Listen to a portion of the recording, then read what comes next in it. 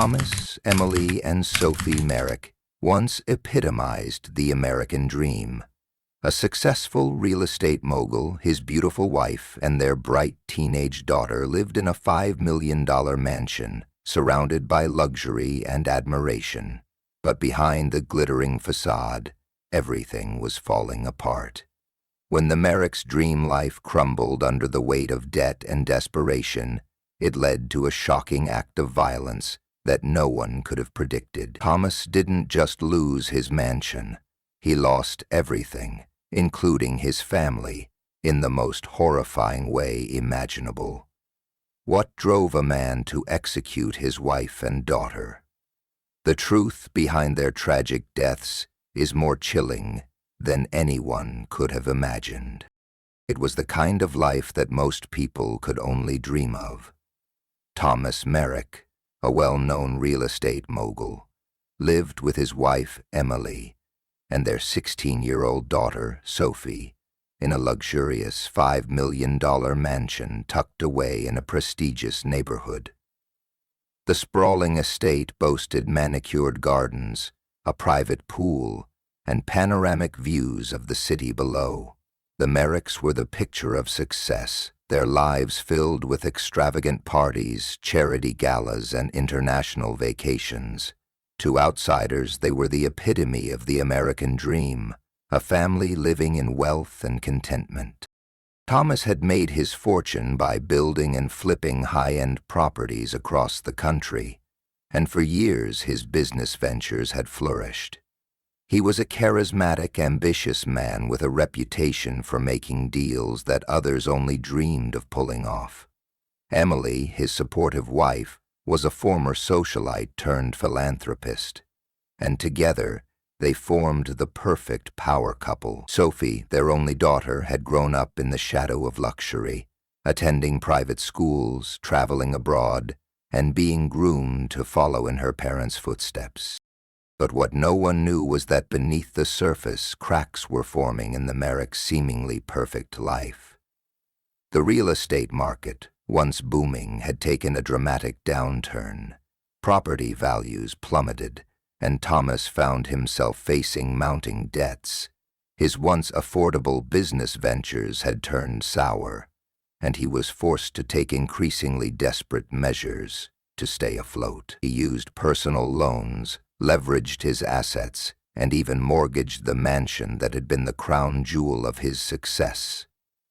Despite his best efforts to maintain appearances, the pressure was beginning to mount.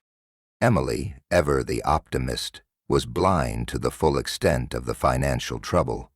She saw her husband working tirelessly, staying up late in his study and making phone calls to clients and bankers. She believed he would find a way to fix it. After all, he had always been able to pull through before. But as the months dragged on, even she began to sense something was off. She noticed Thomas becoming more distant, more irritable, his charming exterior slipping. The late-night calls grew more frequent, and the once welcoming atmosphere in their home started to feel tense. Sophie, meanwhile, was the first to sense that something was seriously wrong. She had always been close to her father, and the change in him was undeniable. He was no longer the confident, loving parent she had grown up with.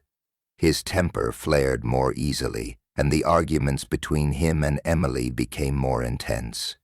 Sophie spent more time in her room, trying to avoid the growing friction between her parents, but she could hear the shouting through the walls. The turning point came when the bank served them with an eviction notice. The mansion, their beloved home, was about to be taken from them. Thomas had failed to make payments on the mortgage, and now the bank was demanding that they vacate the property. It was a crushing blow, not just financially, but emotionally. For Thomas, this mansion was the culmination of years of hard work. It was a symbol of everything he had achieved, and the idea of losing it was unbearable.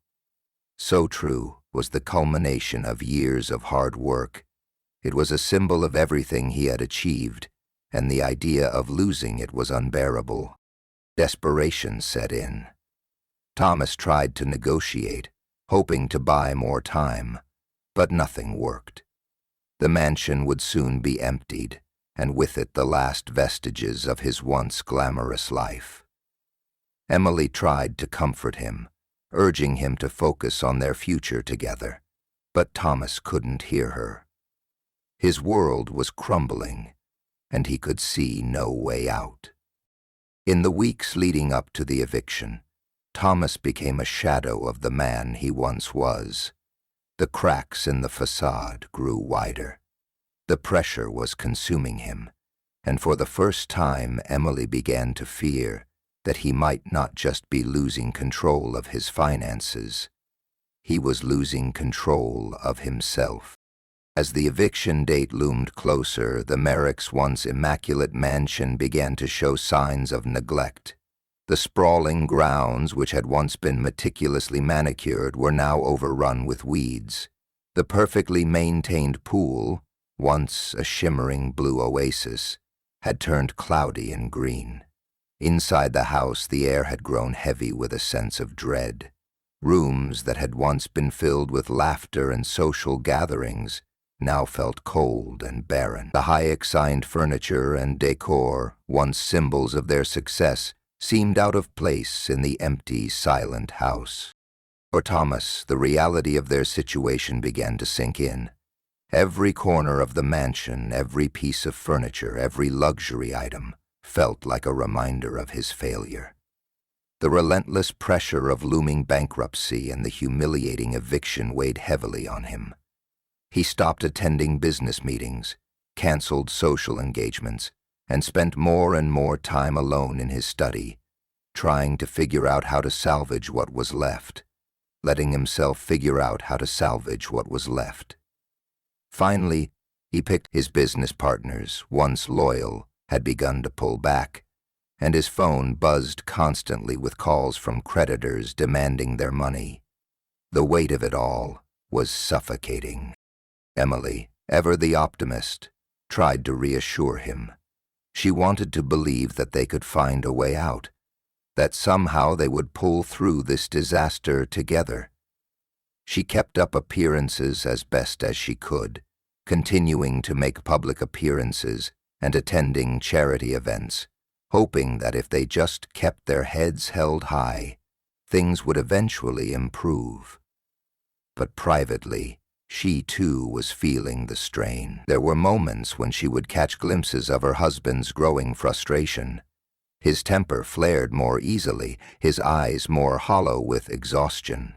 But he always insisted that everything would be fine, that he just needed a little more time. Sophie, who had always been close to both of her parents, was beginning to feel the brunt of their emotional distance.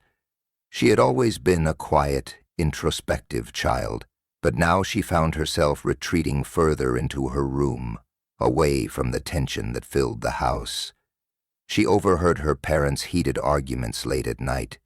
She could hear her mother trying to reassure Thomas, and Thomas, in turn, pushing her away, snapping at her or shutting her out completely. There was a growing unease in Sophie's heart, an instinctive feeling that things were unraveling in a way that couldn't be fixed. As the eviction deadline approached, Thomas became more withdrawn. He would sit in his study for hours, scribbling notes and looking over financial documents.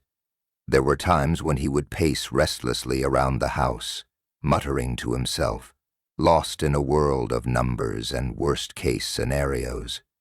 Emily would find him in the early hours of the morning, staring blankly out the window, as if lost in thought. She had never seen him like this before. The night before the eviction was supposed to take place, Thomas sat alone in the living room, staring at the walls. The once sea-beautiful space, filled with expensive art and elegant furniture, now seemed oppressive. Emily and Sophie tried to talk to him, but he was distant, his mind clearly elsewhere. He muttered about final solutions and ending it all, phrases that made both women uncomfortable, but they dismissed it as stress talking.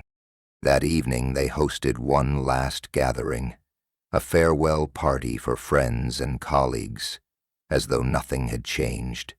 Thomas had insisted on it, perhaps as a final attempt to hold on to the life he was about to lose. Emily tried her best to act cheerful, but she couldn't shake the feeling that things were spiraling out of control.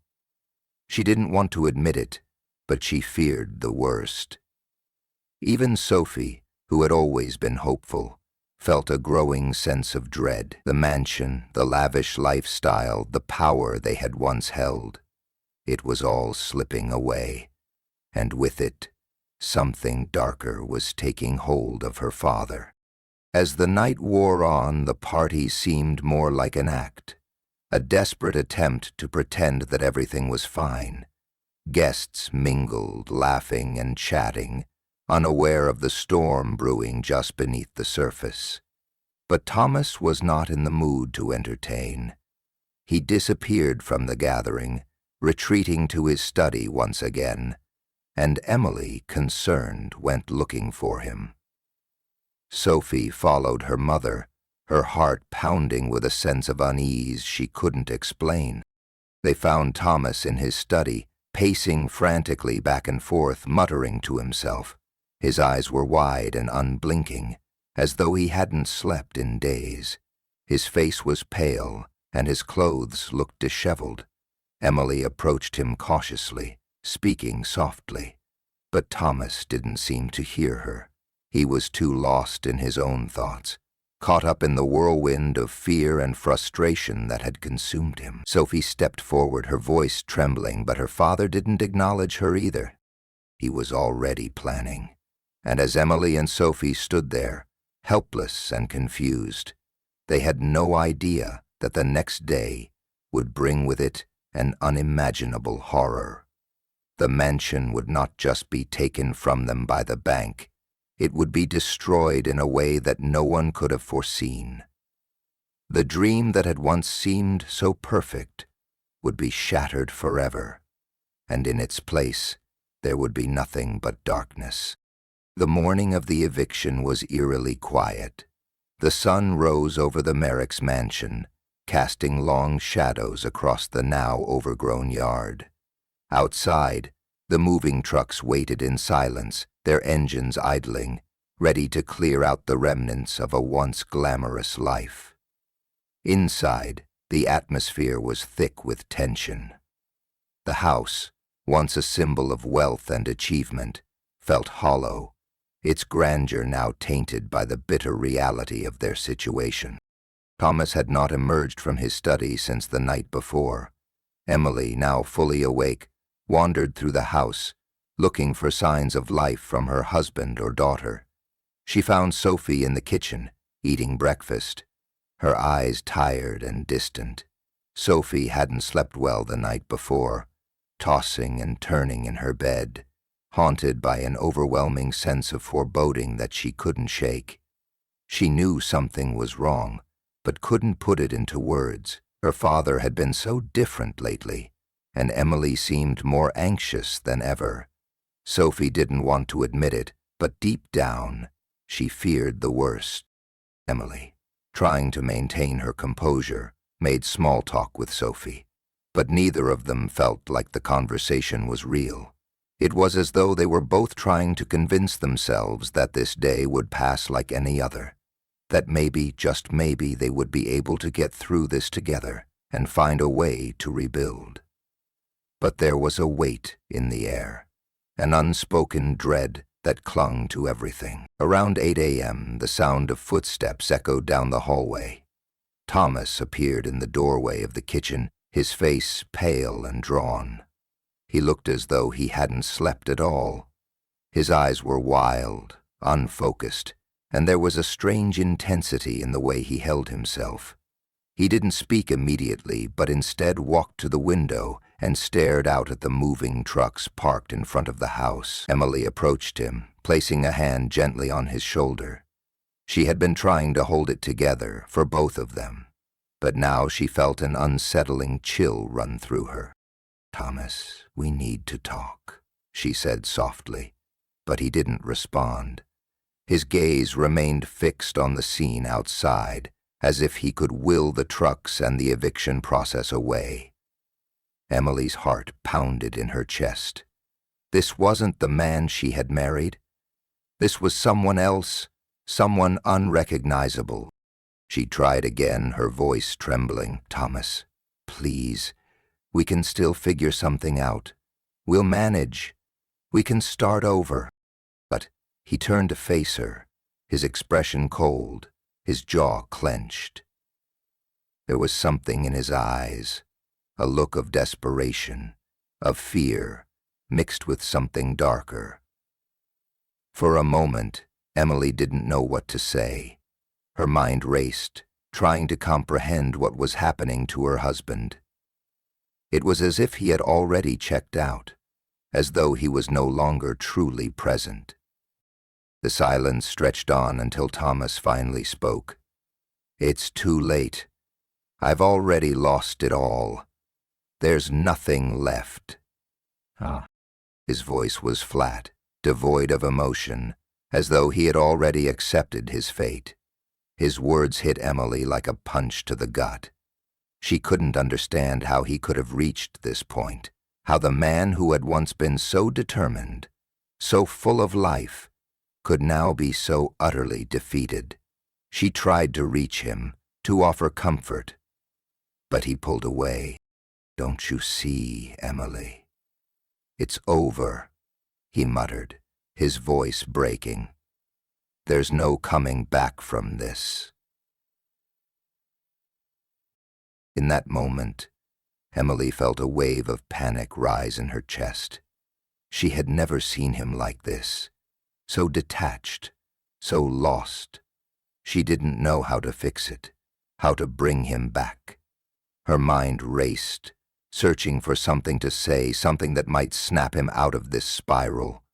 But before she could speak, the front doorbell rang. The sound startled them both, and for a brief moment the tension in the room lifted. The eviction crew had arrived, and they were ready to begin. Emily quickly turned to Sophie, her heart in her throat. The moment had come. The house was no longer theirs. "Let's just get through this," Emily said, trying to stay calm. But deep down she knew that this wasn't just about losing a house. This was something far worse. Something was breaking within Thomas, and nothing they said could stop it. As the crew began to unload boxes and furniture, the finality of the situation hit home. The life they had built here, the life they had worked so hard to create, was slipping away. It wasn't just the mansion that was being taken from them. It was their identity, their sense of security, their future. For Thomas, it felt like everything he had worked for had been erased in an instant. He had already begun to disconnect from his family, retreating further into himself, but now the eviction was the trigger. It was the point of no return. Sophie couldn't shake the feeling that this was the end of something much darker. She had tried to ignore the signs, but now the pieces were falling into place. The man she had once known as her father was gone, replaced by someone far more dangerous. Emily, too, began to feel the growing unease, the sense that Thomas wasn't just losing his mind. He was losing himself in a way that couldn't be fixed. Leo didn't answer. As the movers carried out the last of their possessions, Thomas retreated to the study again, his safe haven. But this time, he didn't close the door. He just sat, staring blankly at the walls, his thoughts lost in a labyrinth of despair. Emily tried to follow him, to reach him, but something held her back. It was as though she knew, deep down, that whatever happened next was out of her control. The moment that seemed inevitable had arrived, and the Merricks would never be the same again. In the days following the murders, the investigation began to unfold in ways that left everyone reeling. When the police first arrived at the Merrick's mansion, they were confronted with a scene so horrifying that it seemed almost unreal. The bodies of Emily and Sophie were found in the master bedroom, both victims of a cold and methodical execution. There was no sign of a struggle, no frantic attempts to escape, just two lives taken in an instant. The execution-time killings painted a chilling picture of someone who was no longer operating under the constraints of normal human emotion. Thomas Merrick, meanwhile, was found sitting motionless in the living room, staring blankly at the floor. His face was pale and devoid of emotion, as though he had already mentally checked out. When officers arrived, he did not resist or attempt to flee. His surrender was eerily calm. His demeanor made it clear that he wasn't surprised by what had just happened, as though he had been expecting it all along.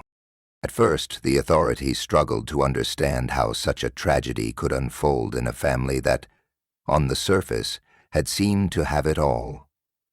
What could have driven Thomas, a man who had once been at the top of his game, to murder his wife and daughter so brutally?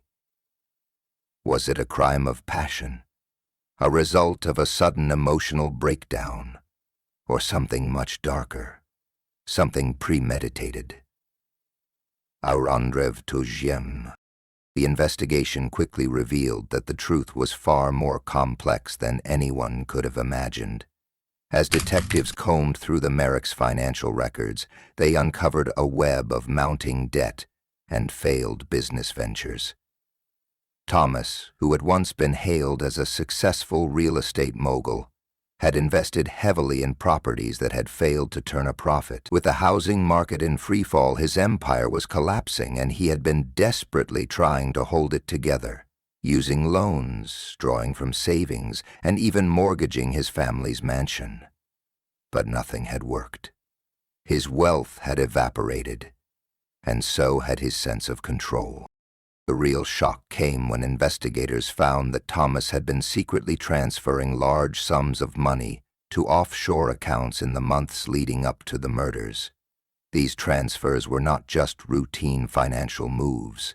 They were substantial, enough to suggest that Thomas had been preparing for an escape. It seemed that he had been planning to flee, to disappear with the money he had hidden away before the inevitable crash of his real estate empire. But the final piece of the puzzle came when detectives discovered that Thomas had made one last, crucial withdrawal from his account just days before the murders. A transfer large enough to cover his debts and ensure his escape. Yet, on the eve of the eviction, something had snapped. In his mind, there was no way out. The mansion, his pride and joy, was going to be taken from him, and with it, the last shred of the life he had worked so hard to build. In his desperation, he realized that there was only one way to stop it all. He couldn't just lose his family, his status, and his empire. He had to make sure they would never stand in the way of his plan to vanish. As detectives pieced together the timeline, they discovered something even more chilling. Thomas hadn't acted out of blind rage. This wasn't a spur-of-the-moment outburst of violence. It was calculated, deliberate. He had planned every detail.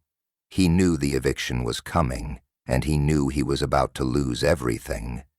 So, he decided that if he couldn't have it, no one would.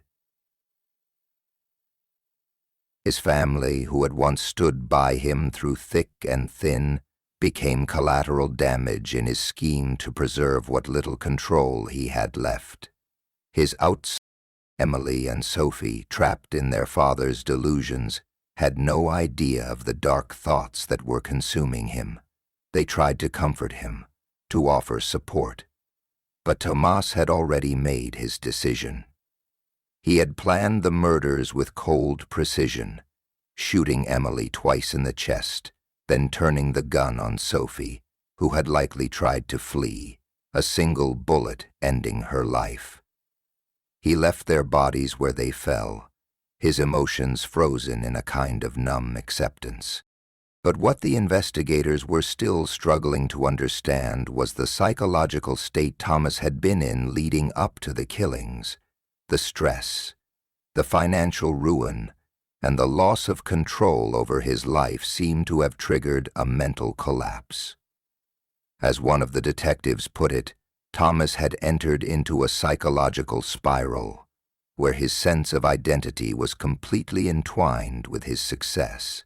When the mansion and the life he had built began to slip away, so did his grip on reality. His final act, the murders, wasn't just an attempt to escape.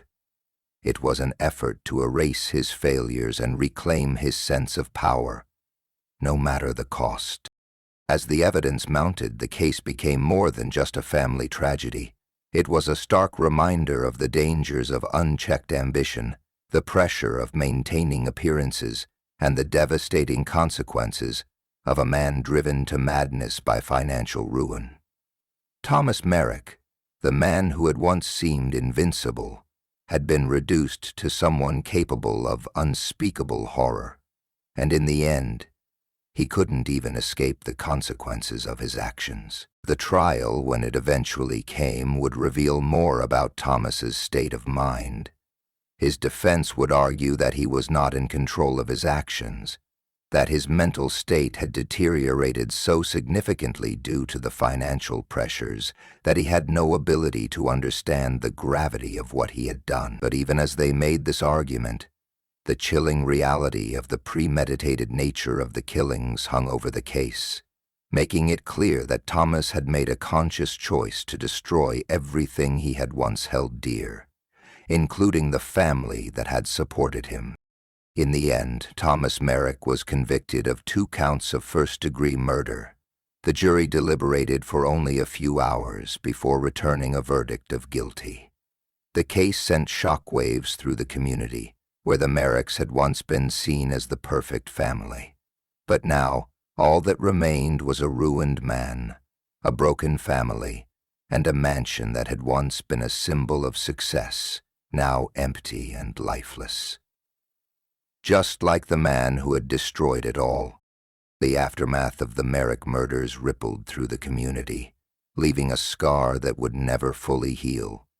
The mansion, once a proud symbol of success and wealth, stood as a hollow shell, a place where a family had been destroyed and a man had fallen to the depths of despair.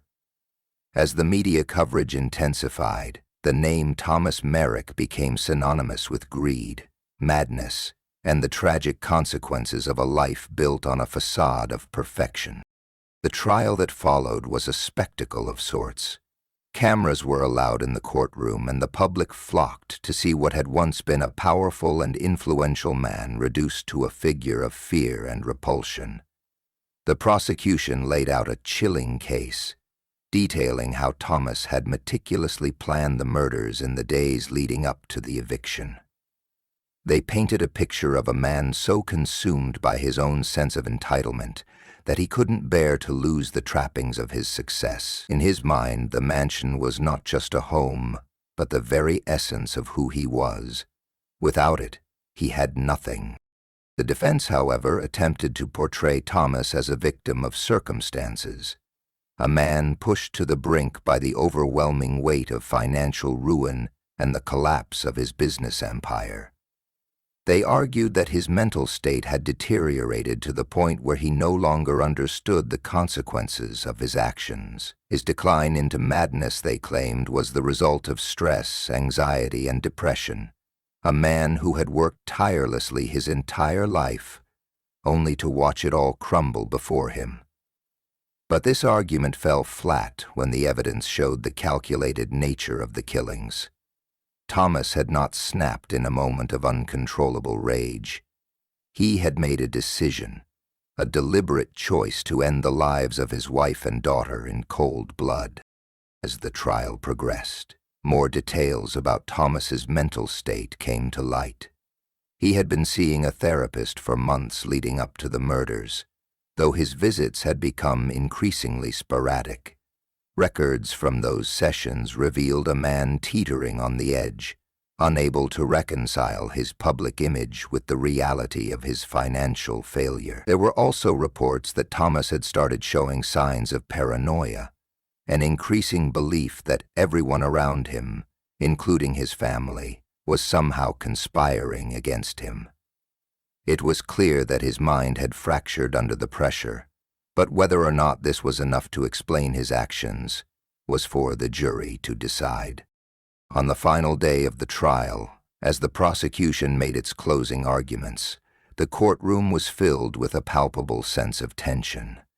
Everyone knew the verdict was coming. The question wasn't whether Thomas had committed the murders, it was whether he would be held fully accountable for them.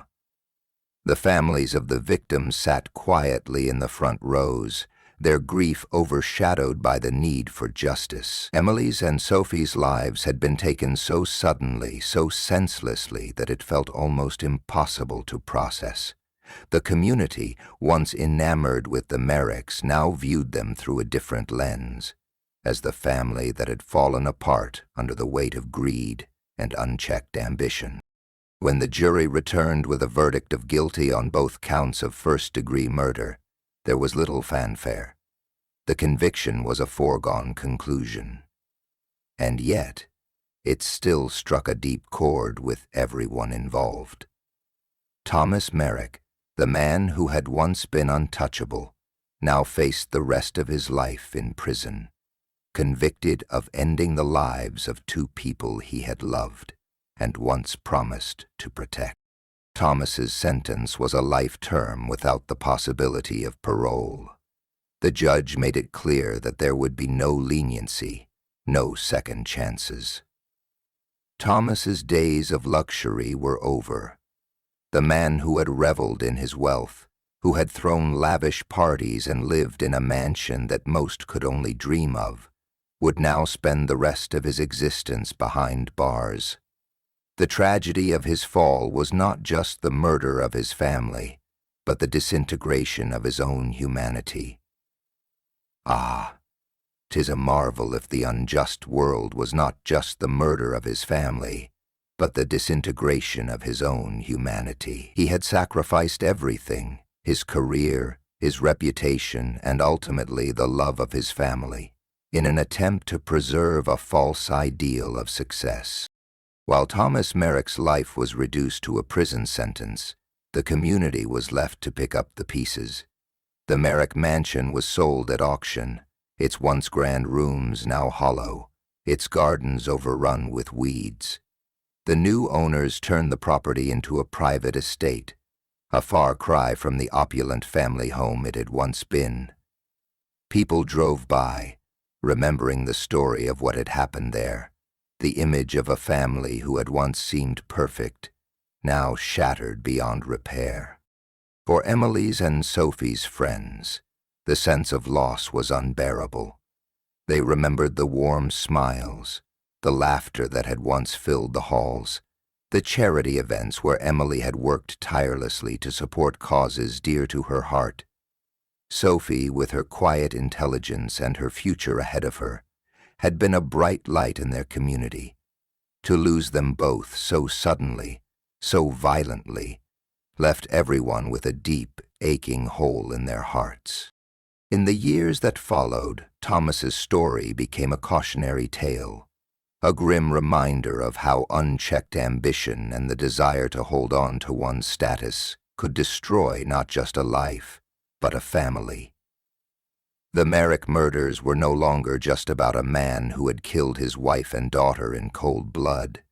They were about the price of living a life built on lies, the cost of trying to maintain an image at the expense of everything that truly mattered.